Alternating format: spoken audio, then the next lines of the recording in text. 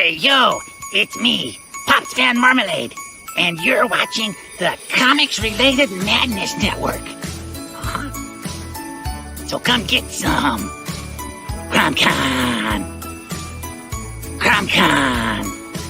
Hey, we want to shout out to our sponsors, Daytona Beach Comic Con. If you are a fan of comic books, if you're a fan of comic book conventions, and if you like meeting comic book creators and getting comics and comic-related stuff, then you need to make your plans to attend Daytona Beach Comic Con. This year's show is September 7th and 8th. Silverline will be there, so you should make your plans to be there too. We'll see you there. If you like comics and find yourself in the Orlando, Florida area, doesn't everyone come to Orlando at some point in time to see the House of Mouse? But when you're here, you need to make it a point to visit Coliseum of Comics, especially the one on East Colonial Drive. They carry Silverline Comics, even a limited edition Coliseum of Comics version of our comics. So, when you go, be sure to ask for Silverline Comics and tell them we sent you. OCD stands for Orlando Collector Deviants. OCD, Steve and Trish. They're a family of geeks who promote geek things, particularly those around the Orlando, Florida area. They're big supporters of Silverline, and we think you should be supporters of theirs too. Go give them some love. If you are an independent comic book maker and you need to get your independent comics made, you need to look no further than Kablam Digital Printing. They print our books, and they do a bang-up job. They're not only trusted by Silverline, but many, many independent comic book makers. Head on over to kablam.com and see for yourself just how easy it is to have your comic printed by them. And tell them Silverline sent you.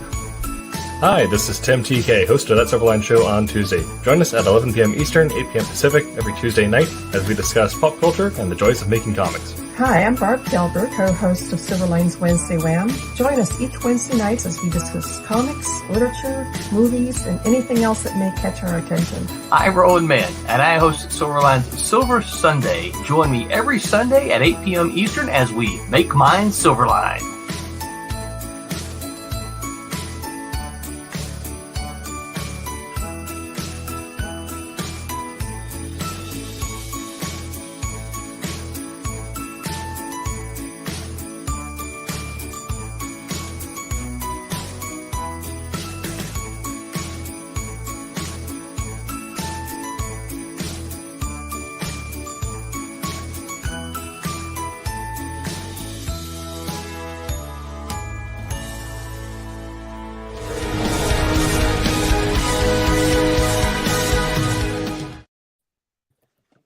Good evening, everybody. How are you doing tonight? Doing all right. Hello, John. Doing all right. We've got like a full house. We've got 4 today. That's fantastic. Yeah, that's right. With us today, we have Rob Davis, venerable artist. 2 venerable artists. No. All right. Barb Kelberg, our Empress of Inks. And what are we inking working on tonight, Divinity. What's that? I'm working on Divinity issue number 4. Oh, fabulous. I just finished coloring Sirens number 4. So that's done. Wow. We should be seeing that soon. So penciler for Divinity number 4 is? This would be Pat and Tim Kennedy. Okay. Of Archie fame. Cool. Very cool. Royal Airships has put a note in. Smart looking crew. We pride ourselves on our brilliance and your brilliance for joining us as well tonight. So thank you. And Martin. Hey. And right behind me, if you can look and see, that is the latest colors for Wolf Hunter 2. Who did those? Nice. That's me. I know. But I figured we should ask and play it off and let people be like surprised and happy. So yeah. Very cool. Well, ladies and gents, hopefully we will have a good show for you tonight. If it is a wonderful, wonderful show that you enjoy, it's my topic. If you think tonight is really horrible, Barb did it. So, but one of the things that we were going to talk about today is, Silverline. We make great comics. We make comics. One of the phrases that our head honcho Roland used back for one of the earliest versions of Silverline comics for the reading generation. is what he was subtitling it for a little while. And it's absolutely true. We want our comics to be read. Oh my God, look at what Martin's doing. Martin's picking up copies of Divinity. And what else is there? Oh, look at you. In and Out. That's kind of cool. Like a whole and copies of Trumps. And folks, look, he's touching the books without gloves, bare hands, possibly spine rolling them. They're not CGC graded. What do you do? They're not slabbed. You read them. You enjoy them, right? Oh, Kalis. That's right. Love them. Yeah. Kalis, great book. Divinity, great book. Wolf Hunter, great book. Cat and Mouse, great book. Sniper and Rook, anyone? Yeah. Who wrote yes. John? Sniper and Rook. Who cares about that book? Well, that's an issue, Rob. That'd be awesome. Get down! Yeah. There. Man, we've got a lot of books. What's that? Yeah, we've got a lot of books. I don't even know if I've read them all. So one of the things that we're going to talk about tonight is, going back to the idea of movies and different media and things that have been adapted. And, MCU, we've talked about quite a bit. A second, I am saving a file. I apologize. I thought I could multitask, but I'm not that good at it. All right, there we go. So, we've talked about the MCU. People are thinking kind of MCU might be at a diverging point of which way is it going to go? Back to former glory, or is it going to be phase 3 all over again? Although some people like phase 3. Some people like Burger King too. Anyway, so what we wanted to talk about tonight is a little bit your way. We wanted to talk tonight about movies and media, and we know the MCU has been fantastic. My favorite MCU movie, definitely without a doubt, Winter Soldier. Captain America is amazing. Yeah, a lot of people agree with you. Yeah. What was that, Rob? I said a lot of people agree with you. That's probably the best MCU movie was Winter Soldier. Yeah, I love that one. I watched some of the What If, which of course ties in with the MCU over the break. They all dropped by December 31st. Won't do any spoilers in case people haven't watched.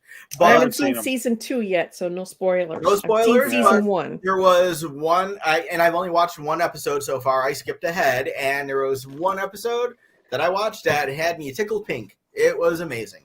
A little more tickling, I would have been orange, but pink was fine. It was fantastic. It was great. But there's more than MCU, and there's more than Marvel comic characters. DC, we know where they're rebooting again, so we're going to kind of avoid them. But again? Yeah, rebooting ad nauseum. What indie titles, what indie books, what indie characters would we like to see on the big screen? Ones that might not be known to the general public, like a Captain America, a Superman, a Spider-Man was. Very well, they were all very well known. Before MCU, would anybody know who a Star-Lord was? No. Gamora? No. Like what? So they were able to bring some of their non-A flagship characters. Ant-Man and the Wasp. Mm-hmm. Pretty obscure. I never read Ant-Man. Well, and Iron Man was considered a B-level character. Yeah. Absolutely true. Yep. That's the one that got everything really kicked off. Yeah, there's a reason why. Oh, sorry. They hinged everything on that movie, and that's what launched the MCU. And I think Dark Horse has done a great job of bringing stuff to movies too, like Hellboy. Yes, I was going to mention that one. That one was great for sure. Men in Black was a comic book. Yeah. Yep. And that was originally put out by Malibu. Yeah. Well, one of the Malibu subsidiaries, but yeah. Was it? Which one? Was it Under Eternity? Was it Adventure or Eternity? I forget which one. It was a black and white book. Cool. So, and Amy, my wife, in the kitchen overhearing and what we're talking about, she's like, V for Vendetta. That's right. Yeah. Way to go, Amy. Woo! But what's that? That was like that wasn't that a DC book. What was that? It was a DC book. Still a DC book. That was DC. But it was Vertigo. But she got a comic book movie. I was happy. And like a not named brand one. So that was good. I'm happy. This is good. Mask. So yeah, we wanted to kind of talk about what were just some of the properties that we would like to see adapted and why. What would be some of the big ones. We've each kind of thrown in some names of things that we wanted to talk about today. I've also got a couple surprises too. Maybe one of them Martin might be very well. Madness Comic Network. Hey yo, Silverline. Pops. Hey yo, Madness. How's it going? So who would like to start off with what, give us an independent comic title that you would love to see adapted into film or a series of films? Nexus. Rob, tell us a little bit about Nexus, because I think that's an excellent answer. Well, it's very.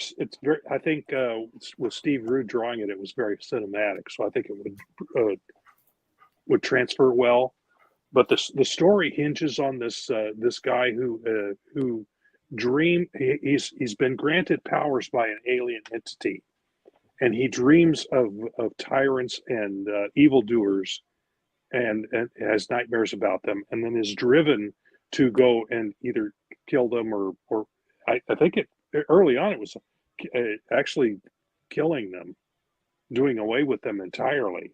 So I can see, and there's so many little subplots that go along with that. Mike Baron was the writer of that, and there were so many nuances to that book. I think it'd make a great film or an ongoing TV series, but I actually think it'd probably be better as a film, have one long story, and then maybe a series of films.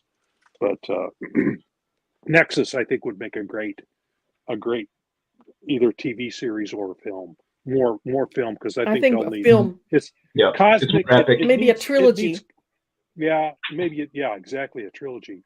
But it needs to. It's cosmic in scope, so it's going to need a pretty big special effects budget to pull it off.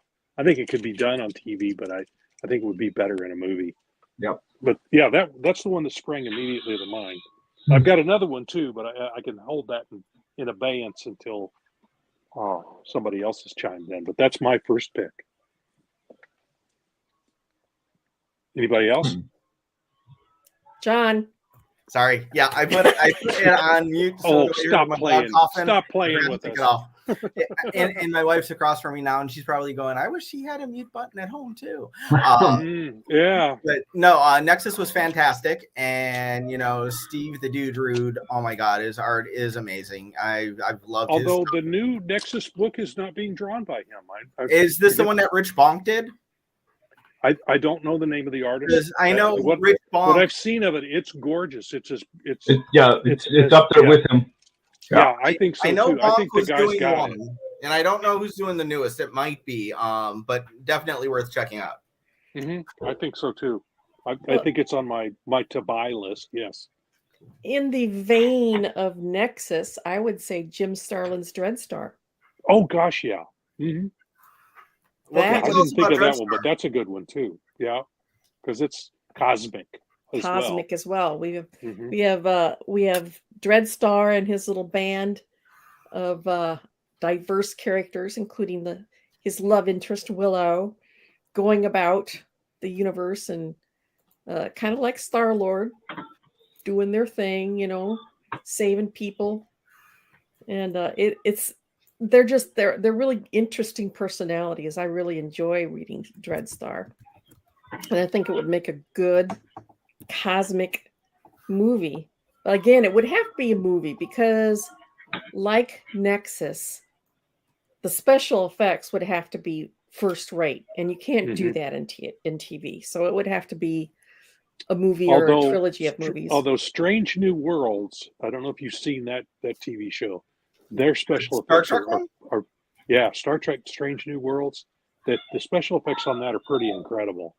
And they also have this new stage, and I'm sorry I'm jumping in here, but they have this new stage that's got a 360-degree screen behind them. So and it's keyed in with the camera so that it can create worlds on a stage. So you're interacting with the cosmos or the world instead of with a green screen. So it's pretty amazing what they can do with that now. Does anybody know Alien Legion? Yes. Yeah. Oh my gosh, why am I blanking on the name? I don't. Yes, that was from Epic. Larry Epic at Marvel. Stroman, It's actually Stroman drew it. I forget who drew it. I thought I'm blanking on the name now, but it's actually coming out with a new version in the comics, and I believe they are actually going to do a film version of it as well. So film or television, I'm not sure which. All right, so I just did a Google search. Authors Carl Potts, Frank Sirocco, and it doesn't say everybody who worked on it. So. Larry Stroman. Yep. Yeah. Thanks, I've loved his art since Alien Legion. I thought I remembered that from my early days, my junior high days when I started collecting comics and saw that at my first comic store that I went to. Yeah, that was the Epic comic line from Marvel. That was one of the first books from that line of books. But they were all creator owned, so it's kind of independent, depending on how you want to look at it. Yeah, because they were able to keep the rights to that to some degree. Mm-hmm. So yeah, it still belongs to Carl Potts. Yeah. So very cool. Martin, what you got? I've been trying to pull out something from back in the day that I was reading that might have caught the attention. Now, there's a very one book that kind of might work. It was very kind of a under the radar comic called Whisper. Yeah. Which is Steve Grant, Alan Grant. I'm not sure. Was that Kamiko? Might have been. Yeah. Or first. Kamiko Eternity or first. Somebody in there, yeah. Mm-hmm. So it was a story about some girl who becomes sort of like a ninja, but she's like very kind of street level, like just kind of. Or that had some kind of. I think that could make a good TV show. Yes. But yeah. Yeah, so exactly. It was episodic, but it was very down to earth and grounded, and so I initially didn't think anything of it, and then my kid brother, he read it and said, "This is actually a really good book," and I was like, "What are you talking about? I can't stand the art. I can't stand anything on this book and whatever." And I sat down and read it and went, "Wait, this is way better than I thought it was." So like it was, and I was not giving it a fair shot at all. So. Yeah, it was that could be a something that sitting somewhere in the back bins that somebody could dig up and go, hey, here's an unknown property that we could totally capitalize on. So yeah, I am pulling up one more picture, and hopefully I can make this work. So, the first one that popped into my mind, and let me see if that will let me do this. Share your screen. I can pull it up. Actually, I'm going to try to do something different here. And let's see if it'll let me do it. Let's see. That's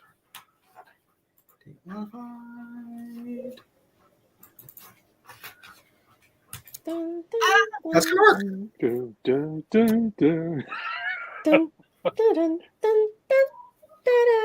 Aha! Grendel. Oh, Matt Wagner's Grendel. So yeah, this is the first one that I thought about. Grendel, it was Comico back in the day. Found a house at Dark Horse. I loved just the visuals. It started off in Comico Primer #2, and it was the idea of Grendel's the bad guy. He's the smooth looking bad guy. And Argent is the good guy, and he looks like a horrible demon monster. And it was a fantastic tale. It was everything on its head, yeah. Yeah, and it was just amazing. And you've got Hunter Rose, the original Grendel there, who after a while is not Grendel. And the way that Matt Wagner took it and changed Grendel from just the concept of a character, and an amazing character with an amazing visual, Everyone's looking fantastic in the new year. Thanks, Tommy. Happy birthday, Thomas. Happy birthday Day to to Tommy. It's a Floramonte Happy birthday to you. Don't stream while you're driving. Happy birthday to you. Okay. But yeah, no, I really love how Matt Wagner was able to go through and update what he had, with Grendel and bring things into lore and change. And does anybody remember who the second Grendel was? I wasn't following the book. Anybody? No? Okay. Yeah, darn, I didn't get those pictures pulled down. So, like, the second one was a girl named Christine Spar, which wound up somehow being related to him. So it was a different artist team. It was the Pander brothers. I love you guys. Thanks. Good, Tommy. We love you too. It was very Nagel-esque, the 80s well-known artist Nagel. Most people probably remember him from very silkscreen looking. Yeah. Yep. And it was very much like that.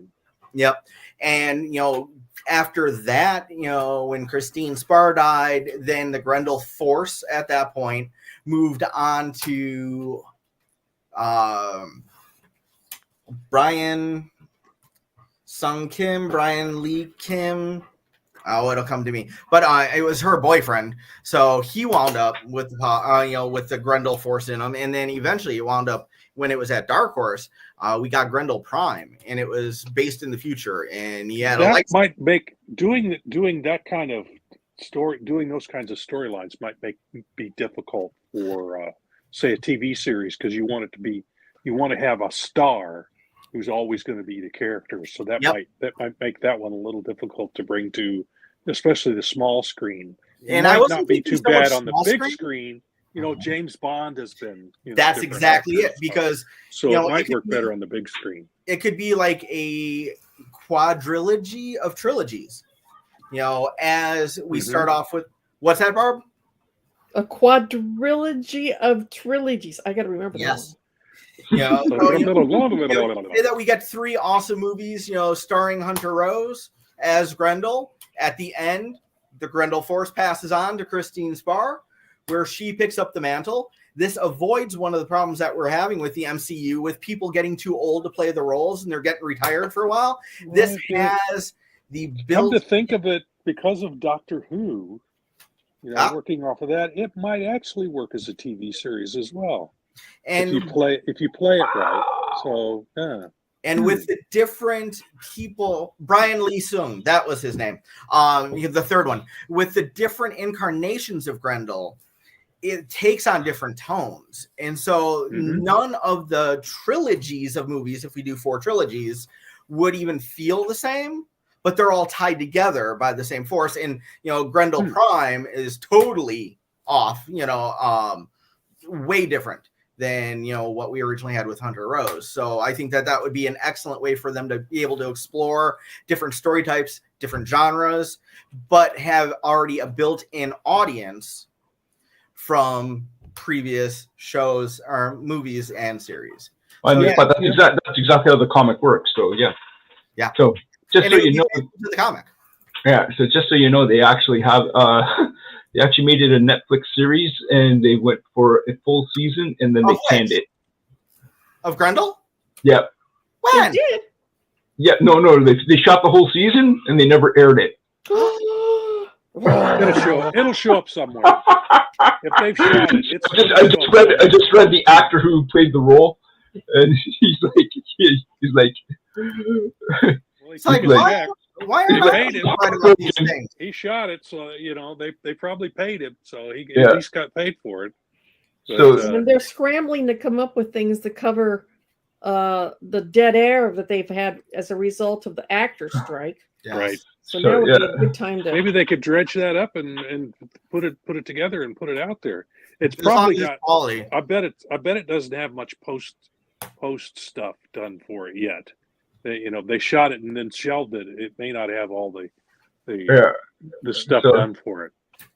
So it says I catch myself thinking as I and hundreds of talented, tireless, wonderful people shot not just a pilot, not just a few episodes, but an entire season that might now go unseen. That's Wow. rough. That's So- sad. So they canned it. Unless it's really bad, but I can't think they would do a whole season of bad TV. Well, Marvel did that with gotta be Echo, some- didn't they? Marvel did that with who? Echo, the character that nobody cared about or wanted from Hawkeye. No. Yeah, they've done a. Have no intention of watching it because it doesn't hold any interest to me at all. Yeah. So, but a Netflix series, a bad Netflix series, that kind of is like, really, like Netflix would actually produce something, and it would like after 1 or 2 episodes, they wouldn't pull the plug after they saw the they shot an entire season, like whole season. Why would they do a whole season? Yeah, why would they let it go if it was that bad? So something's not adding up. Yeah, something's not right there. Yeah, unless they're doing the same thing that DC was doing and writing it off as a and that way which is what Marvel did with Warlord of Mars, right? So or John Carter. Which was ended up being called John Carter, but but no, actually that got released. No, it got released, but I read the backstory. Universally panned. Well, it was actually a decent. It's a good popcorn movie. It's actually a decent film. I love it. I thought it was a great film. I didn't mind it at all. So I was waiting for the sequel. Yeah, I wanted a sequel too because I thought it was a fun movie. You could just sit down and turn off your brain and go for the ride. It was like you didn't have to think too much, and the story made enough sense that it wasn't completely terrible. And it was fun. It was fun. In fact, it made more sense than the books did, as far as I'm concerned. Have you ever read the Mars series from Edgar Rice Burroughs? Yeah, okay. I couldn't get past the first one. The thing is, I read it as a teenager and thought it was the greatest thing since sliced bread. And then I just recently went back and tried to read it, and I'm like, oh my god! So it was intended for a certain audience. I couldn't get past the concept of astral projection. I couldn't get past the total machismo of the whole. There's a lot of that. Girl, and this, that was the new pulps. Deja Thoris. Yes, that's what they did in the pulps, though, and that was very come to think, if this is a guy who Edgar Rice Burroughs failed at everything he tried until he wrote A Princess of Mars. And then, because he read pulp magazines, and he went, I can write this. I can write better than this. So he wrote that, cheesy. And boom. But which came first, Tarzan or Mars? Princess of Mars. Yeah. Yeah. Princess of Mars came first. It's the first thing he ever wrote. Oh, okay. But yet, when Interesting. I was a teenager, I thought it was fantastic. Right. Well, and that's who it's written for. It's written for a simpler, someone who's a simple, straight ahead, fun story. Yeah. Action packed story. And of course, in those days, you had to be macho, so if you were a male. So but so the whole backstory on that one, though, it ended up being Marvel intentionally did it as a write-off. So they was the case. They ended up diminishing all the advertising. They made the poster as useless as possible with just words, no imagery. The guy who greenlighted it left the company or was fired.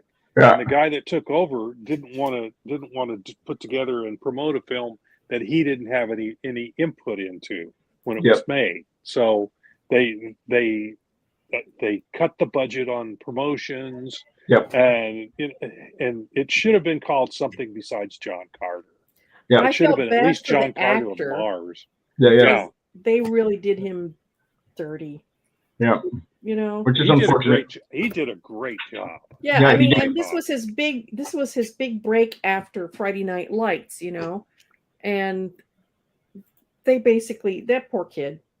They could have been. But that's Hollywood. That's how it is. You never know. You throw the dice, and sometimes you come up snake eyes. And sometimes the dice are weighted against you. All right. So we've had Grendel, we've had Whisper, we've had what's the other two titles that we? What was the first title you mentioned as a possibility? Nexus and Dreadstar. And what was yours? And Dreadstar. All right. Where are we going next there, John? All right, let's circle back around. I know that Rob said that he had another one that he was ready to go with, but he was giving everybody a turn first. What you got, Rob? What was your next one? Grimjack. Ooh. I remember Grimjack being pretty big back in like the 80s and the. I think that would make a great TV series. Oh. So I remember seeing the book on the shelf, but I never picked it up. Grim and gritty, really influenced by Blade Runner. Had a lot of the imagery from Blade Runner in it. It was very, I bought every issue that came out from First Comics, and I loved that series. So I would think, if you found the right actor to play him the right way, I could think it could kick some Wasn't butt. it Mike Grell that wrote that? Yeah. Mm-hmm. No, not Mike Grell. He drew it. No, he didn't draw it either. Tim Truman drew it. Oh, Truman. No, right. Jim Ostrander. Oh, John Ostrander. John Ostrander wrote it, created it, and wrote it. Yeah. Why did Barb and I go to Truman for some reason? Yeah, you went to Mike Grell. Mike Grell, sorry. What did he do for them? He did the native one. What's the native book? Wait, Grell, Shaman's Tales? That was Image. My brain will come up with it. He did something for them. It was it was a. Did he do Turok? I think he did a couple Turoks. Shaman's Tears. No, it was for First Comics. So yeah. Mike Grell first, and I can't remember the name of the character, but he was the first couple of issues. He had a costume, but after that, he didn't wear a costume. John Sable. John Sable wore freelance. Mm-hmm. Oh. But he also did a native book. Yeah. Well, Tim Truman did one called Scout. I remember that. Yeah. Oh, okay. Man, why are we mixing Tim Truman and Mike Grell up? Because we're really old. No, but they were contemporaries. Are their styles so similar that we would think that one is the other and the other? Oh, Mike Grell's got a more Neil Adams-ish look to his work. In 35 years, some of these books have become. The names and stuff kind of meld together after a while. If you, especially since I don't think John Sable has not been in print for a while. Neither has Grimjack or anything like that. It's my turn. All right. Yep, your turn again. Okay. I think that would make a great show. I'm going to take it away from the grim and gritty. Okay. And good. In the vein of the current or the Lightyear movie where it was all CGI, but it was more realistic than Toy Story. Mm-hmm. I would like to see Bone. Yes. Bone. Done as a movie. Oh, that would be perfect. In the kind of like with CGI. Yeah, I think Bone was actually either optioned or had been started as a cartoon somewhere, and then it got canned as well. That's too bad because I mean it would be perfect if it was done in the same fashion as Lightyear. So I remember when Bone found a home with Image for a while. Yeah. Because, what was his imprint? Was that Cartoon Comics? Yes. Your cartoon books. Yep. And then there was the whole industry not doing so great, and so he found a safe haven at Image and successfully published there for quite a while, if I recall correctly, and then went back under his own banner. Mm-hmm. So, yeah, very cool. So I'm not putting any hope out for this, but apparently Bone is coming to Netflix as an animated series. That was in 2019. Cajun Straw just posted. This one was canned many times, first by Nickelodeon and then by Netflix. Ooh. Well, they just didn't do it right. The right treatment. You need the right treatment for it. So I mean, how hard can it be? They have the storyboards in front of them. Just do the story in the book. Well, it's the old story about the producer's got to stick his finger in it, you know. Yeah. Before we conclude tonight, I want to hit on the Silverline books. That would be good. Yes. Well. Yes. Obviously, Cat and Mouse. Oh yeah. Yeah. And it has already been optioned once many years ago. Yeah. So yeah, because I don't know. Has talked about the Hollywood treatment of it, and it's hilarious. Oh yeah, yeah. They tried to For do one with it. thing, I mean, Cat and Mouse is so deeply embedded in New Orleans, and they wanted to shift it to LA. That was the first big mistake. Oh, yeah. All of Silverline is Silverline Central, as I call it. That is. Oh my God, LA. Oh my God, that is New Orleans. Period. End of story. Yeah, and then they wanted to. They wanted to change up the characters and make them like this and that. Basically, what they just made up it from whole cloth, and that's not Cat and Mouse. Basically, what they wanted to end up with was the name Cat and Mouse, and nothing else matched. Well, that's so he turned it down. Good for him.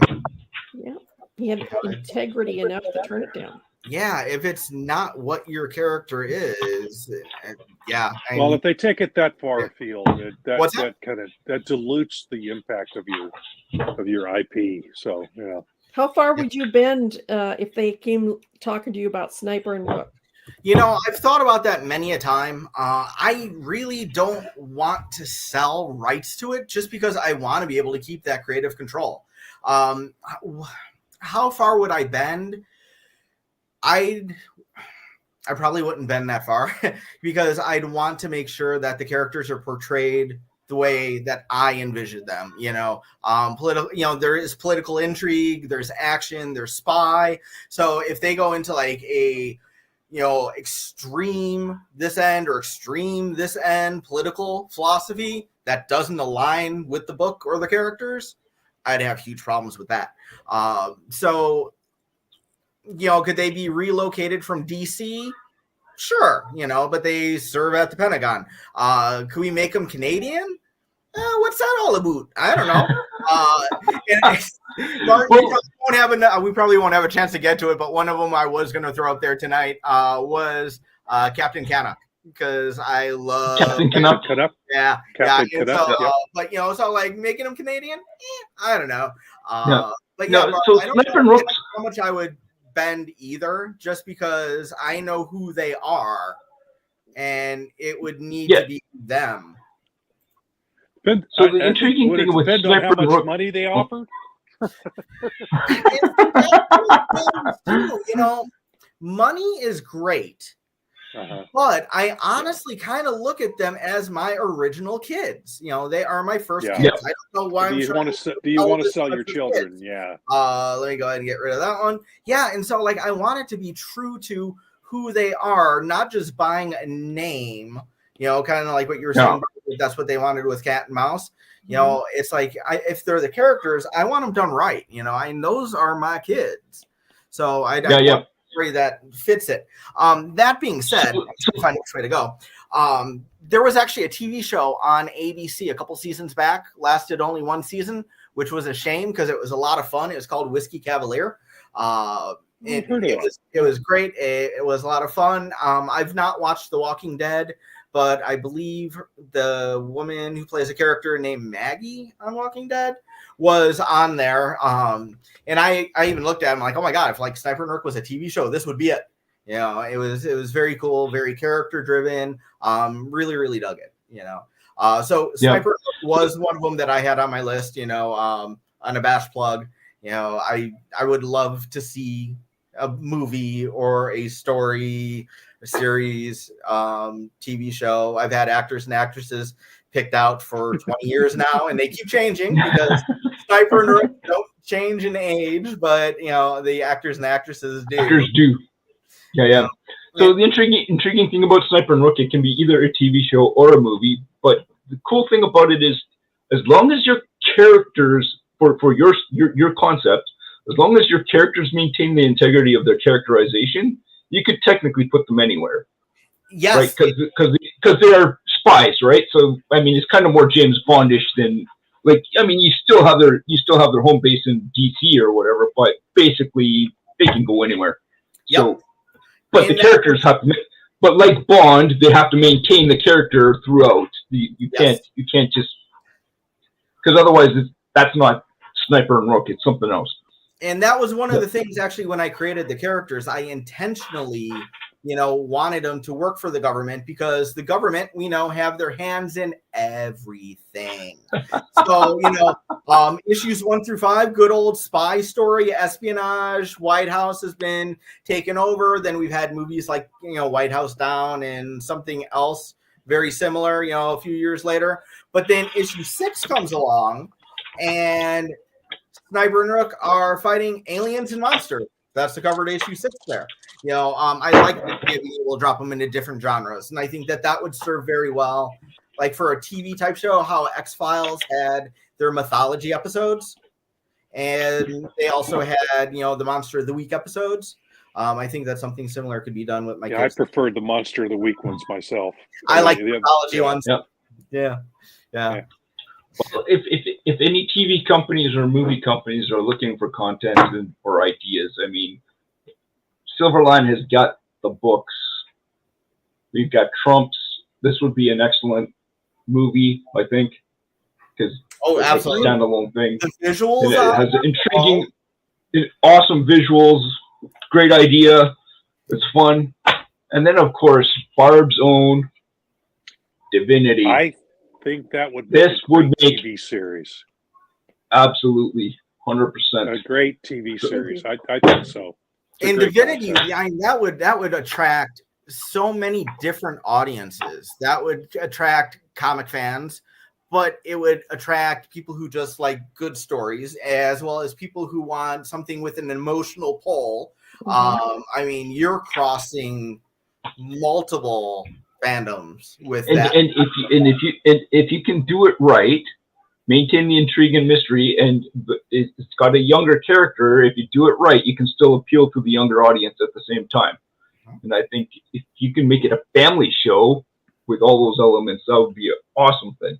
I was saying this before we came on the air, was that I had just come off of a massive Supernatural binge before I started writing Divinity, and I was completely in love with the roadshow type aspect, like The Prisoner or Route 66 or the Fugitive, I should say, not The Prisoner, The Fugitive, where they're on the run. A free man. Yeah, and they have an overarching enemy, but all the shows were kind of self-contained, subplots. And I've always loved that type of genre. So when I wrote Divinity, I wrote it as a roadshow. Nice. Like, for all intents and purposes, you basically got the storyboard right here. It's just, like, hey guys, just. Oh, we can't see it. That's what happens when you put those false backgrounds up. There we go. Oh, the motorcycle? Yeah. Oh, yeah. So, all you have to do, TV people, is follow the book.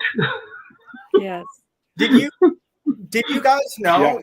Yeah. And actually, I say lots of goofy, silly, funny things, especially when I'm at work all day, come home, have time to scoff down a thing of Hamburger Helper, and then get right with you guys on the TV. The streaming services. Did you know that Sniper and Rook actually do appear in a movie?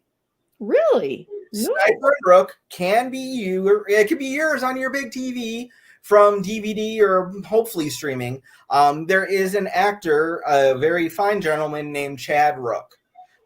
Chad he's Canadian, so Martin, you probably know him. Sorry, man. But no. Chad was a weather wizard in the Flash TV show. He played one of the main henchmen in the TV show Timeless that I loved. I'm trying to think what else he did. I'm drawing a blank right now, but he's done a lot of other things. And years ago at this point, he was at a convention, and a woman that I worked with quite a bit was at a convention, and he was talking to her, and he was telling her about like a plan that he had for a movie that he was going to write with a friend and direct and produce and put out. And he did. And what he was looking for, because one of the characters was a huge comic book fan, he wanted to not have to deal with Marvel or DC, and he wanted to have independent comics. So we had like posters and, you know, books and everything. So the movie title was called The Perfect Pickup. So it's a bunch of guys who've never had any luck dating women, and they decided to become like the perfect men to like pick up women. And one of them was a really geeky, nerdy comic book guy. And when you look in his room, he's got Sniper and Rook posters. And when they have the opening scene and you see him, they took the picture I had, Sniper and Rook, that I just moved a couple minutes ago, that got cut out and actually used as a lunchbox. You know, that was the lid of a lunchbox. There's some pages taken from the Sniper and Rook pinup book from 2007 on the guy's walls. So yeah, if you check out Chad Rook's The Perfect Pinup, Sniper and Rook will be peppered throughout that movie. It is that's awesome. Did you get any kickback from that or no? Nope. That was actually like one of the things where, you know, I believe he was pretty much funding himself too, because he was trying to find a distributor, you know, for a little while, and then it got distribution. I've got a whole bunch of the DVDs myself because I was like, I need to have a bunch of these. So that's how you got paid. And so, yeah, you know, for something like that, it's like, for me to be able to say, oh my God, you know, this awesome dude was looking for comics and like, you know, the Beta 3 comic stuff enough that Sniper and Rook are prominently displayed in there. That's super, super cool. My one regret with that was I was at Wizard World Chicago when he had sent me a message on Facebook, and I had not seen the messages because I was paying attention to the con. He was asking if I had a high res of one of the pictures because they had like an arcade machine, and he wanted to actually do Sniper and Rook on the side of the arcade machine as well. But he needed a higher res photo, and I responded, but they already were working on the movie, and so he needed like the file like right away, and I didn't see it that day. So unfortunately, they didn't get an arcade cabinet. You know, but it was so cool to see him on the screen. It was amazing. Yeah. That is super cool. Yeah. Could I drop one in for you guys? Drop another. Yeah, what's another? This is the last one that I throw in for today. There is a gentleman out there named Dave Ryan. Don't know how many of you have heard of Dave Ryan, but Dave Ryan's been working on a project for a long time now, called War of the Independents. Anybody familiar with that one? Have you guys heard of that one? I'm familiar with the name. Other than that, I know no details. Dave, you know, he was publishing his own books and was looking to basically get a whole bunch of independent publishers together to bring all their characters together you know, to fight this big bad of his. And since it's been in the works for a while, some people have, you know, pulled their characters out because they don't want to be a part of it now. Storylines changed, you know, but this was one of the pinups. You could see everything from Bill Mouse's Nera X, which was going to be one. Zippy the Pinhead's in there, yeah. What's that? Milk and Cheese, Zippy the Pinhead. Let's see. She, Badger, Zot, Cerebus. Who's that, Barb? Captain Canuck is in there, yeah. Who's in the bottom corner by where it says Sniper, Rook, and more? Is that Bone? Yes, that's Bone. Yes, it's Bone. Bone's in there, Yes, yep. You know, I'm trying to see it. It's very tiny on my screen. Stupid. There's Scud the disposable assassin. Looking at it, I'm like, yeah, you can't see that. So there's Scud the what's it called? Too much coffee, man. Ecstasy. Too much coffee, man. Yeah. Yeah, too much coffee, man. So this, there were several issues that did come out, and they're still working on it. I cannot wait to see some more. there is one piece that I'll show that was a really cool one, and some of the characters did change on this too. And is pulling up. All right. So, we've got, again, Bill Mouse's Nira X. We've got She. That is Dawn, Cry for Dawn, Joseph Meisner. Yep. If you look in the corner, who's that girl? Who's that blonde in the leather jacket? Yes, that's Rook. So there was one issue that was designed to be all female characters, in a battle. And so Francesco, I've known him many a year, great guy. He made sure that Rook was properly represented there too, which was really, really cool. I would love to see War of the Independents in some form on a big screen, because that would be great for indie comics across the board. It would be. It'd be fantastic. Because we're all in this together. Yep. My brush with having a character go possibly to a movie was the first job I did with R.A. Jones, Scimitar, which was an adult. It ended up becoming an adult book. We actually had film star Tracy, I believe it was Tracy Lords, wanted to get the rights. Yeah. I liked your early works. Yeah, she wanted to get the rights to Scimitar and do a movie. And they were doing the talks, and it was Malibu actually, they went out to get an agent. And as soon as they got an agent, the other side dropped the whole thing. They were afraid they were trying to get it for a song and a dance. And Malibu went to get an agent, and they went, oh, maybe we're not so interested. What they don't realize is all we were getting the agent for was to make sure everything, was in line. We weren't going to ask for an arm and a leg. We had taken a toenail. That's safety and protection. Yeah. We were just trying to protect ourselves. But for God's sake, when you buy a house, you have a lawyer there. And I just remember, like, when I bought my house, the lawyer, he was great, but he's just like, okay, sign here, sign here. I even did some drawings. No, it wasn't Tracy Lords. It was another actress who had done some X-rated stuff, and I cannot think of her name, but she was a blonde. But I actually drew pictures of her as the character in the costume, of Scimitar's costume. So so it actually got that far. They had me to do that so we could try and sell it to them, but it never happened because we threatened to get an agent in on the deal. And it was not even really a threat. That would have been fun to see that happen. Yeah, absolutely. That's too bad. But that's the way life is in comics. You get the rug yanked out from underneath you. Just when you think things are going to go perfectly, sometimes somebody comes along and yanks the rug out. So, and you got to wonder how often people in comics are approached. And don't make it as far as I bet more than we hear about. Derek Robertson, a lot more than we hear about. Derek Robertson's The Boys made it to Amazon. But I wonder, I should ask him how much control he actually has over it. I know if he appears on set once in a while and gets to shake hands and see the stars and stuff, but I don't know how much say he has over the storylines. Depends on how good his agent is, whether he wants that. Mm-hmm. He may not even want that. A lot of times just getting the idea of your book into another medium is a lot of fun. And I think a lot of it also has to do with how much somebody is really tied to their specific IP.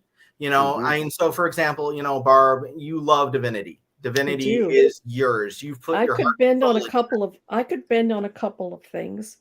But are there Divinity that you've created that you would bend more on, because I don't want to say don't mean as much to you as Divinity does on the heart, but it's like it's not Divinity level. Mm-hmm. See, I can see a network wanting to age her up a few years to a teenager, because a 12 and 11-year-old is like, you know. And you know, if they want to mess around with race or something like that, they might want to do that. But other than that, I don't think I would bend a lot. I can definitely see a network. I don't think you'd have to, because you don't. Yeah, it's one of those cases of why mess with it much? It's a pretty good concept as it is, and wouldn't be that difficult to transfer to the screen. No, special effects wouldn't be that expensive. I can see them wanting to age her up to a teenager to appeal. That would make some sense. Yeah, to appeal to the teen crowd. But other than that, I don't think there should be any. That would give her opportunity if you're going to be like, you know, doing the road show type ideas you were talking about. That would give her the opportunity to have like romance along the way. Because I don't think romance of a 12-year-old would be a good idea, but an older teen. Yeah, there might be some triggery stuff with throwing an 11-year-old into this, and you know, parents going, "Oh my God, it's so violent! You have a kid in it." Yeah, I can see that actually, but other than that, I don't think, you know, there would be a whole lot to mess with. So I changed tastefully. I think you can. Oh, go ahead, Martin. No, I was just going to say, if Divinity's done tastefully with the 11-year-old or 12-year-old, I mean, I think there's no issues there. I think where the issues start coming in, if they start politicizing things, then you start going, come on, like really just stick with the story, right? They always want to interject, but and make sure, or they'd probably make sure that she would be coupled with a very strong lead of adults as well. That could carry on the more adult themes than, you know, the kid to the young one to the more kids themes. Yeah. You know? And another thing that they would probably want to do is throw in some romantic undertones between Olivia and Zach, which might happen way down the road, but I don't foresee anything like that. They're too worried about keeping ahead of the bad guys so far to get much interested in each other. Yeah, but I can see a network wanting to do that because it would, you know, UST sells unresolved sexual tension, just like it. But you know what? See, like moonlighting. It died as soon as they. Their will they, won't they went away. As soon as they got Maddie and him together, it killed them. Same with what was the Castle? The second they got together, it was like. Well, the problem is the writing.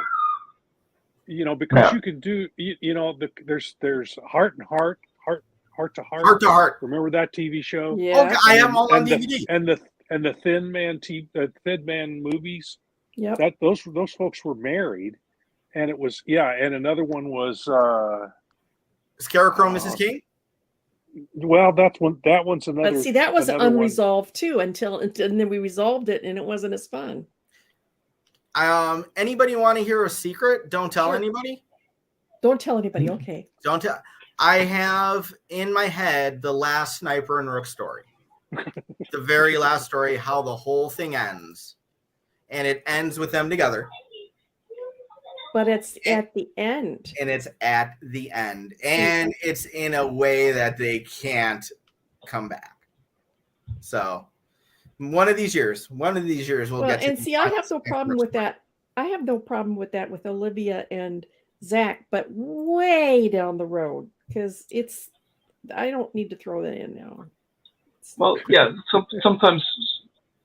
So you know what? Sometimes having your story with an end in mind is a good thing, because then you can, like, well, at a certain point you can just pull out the end and say, bang, there it is, right? And then and also limiting something. So limiting something is a good idea, because then it also can be concise, right? If it goes on forever and ever and ever, then sometimes it starts meandering off into who knows where, and then like what was the show Heroes? Heroes got lost in itself, right? Because they were like, oh, we got to keep expanding this universe, and we don't have and then they tried to make too much story, and it's like, right. So, anyways, I think it occurred to me earlier. I think Twilight Grim would make a great series on CW. Yep. Oh, that actually would. Yeah, I think that would just fit right in there. It's got all the right elements to be a CW TV series. Yeah, you take those characters and make them into teenagers, and that's a CW show right there. Yep, Although they have changed. They have changed. Another company bought them out, and I can't remember who now. And they're trying to age it up. They're trying to age the CW up. Oh, really? Yep. Well, they've got a niche. Why are they messing with a niche? If it's not broke, don't fix it. They're getting rid of all those teen shows, and they're keeping. Well, for one thing, they want to show golf. Wait, what? Yeah, golf. They're going to that's show what I thought you golf. said. You mean like a stick and a ball? Yep. Not even like Happy Gilmore type. Nope. Oh wow. They're only keeping a couple of shows that have aged up, like Walker. Because they need to do one about lawn bowling. That would be so exciting. There you go. God, we're gonna patent that one. And the winner gets all they can eat protein, right?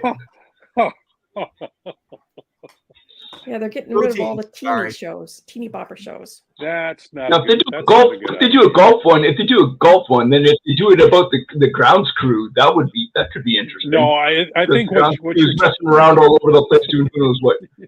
You see all those teeny bopper shows, they were popular, but with an age group that wasn't spending money. That's right. You see, so they were actually losing a ton of money on the CW because the crowd that they were aiming at wasn't the crowd that spends money. Not the ones who have the credit cards and the wallets and the. Well, apparently all the big boys have been losing money. So Disney's apparently not doing so hot. Yeah, well, Disney during Warner Brothers is a little bit for the first time. Yeah. What's that? Universal Pictures passed them up as the highest grossing film production company this last year. Yeah. So, well, apparently it's a close number two, but Disney's number two this year. Yeah, well, they apparently lost some $56 billion or something on the market. Well, there's so many streaming services now, and they're losing money. And in order to make money, they're going to have to start having advertisements, which basically just makes them regular TV. So within the next few years, this is my prediction, within the next few years, they will have been all gobbled up, and we will have 4 or 5 major companies. So we'll have, or will they be dismantled and then sold off in pieces? They will be gobbled up. So we're going to be back down to 5 or 6 major corporations having all the, and they might have sub accounts, but they're all going to be owned. Kind of like Touchstone, how that was owned by Disney. Yeah. And all the streaming services are going, Roku are going to be just what we all cheered and got excited when cable came along, and then cable was showing advertisements. It was just basically like a network channel, and that's where we're heading now with the streaming. They have to start showing advertisements, so they're basically just when they got to the point of saturation, they were depending on the constant growth. But you get to a certain point where you saturated the market, and then there's no more growth. One will cannibalize the other. Mm-hmm. So that's where we are. So that's not a difficult prediction to make. That makes a lot of sense. Mm-hmm. That's where it'll head.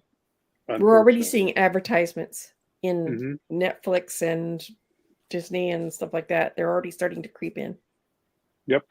Well, this is where we make our appeal to Roland and say, Roland, keep your finger on the pie. Don't let go of your properties, and you run the show, and let's make it homegrown and see what we can do. Silverline.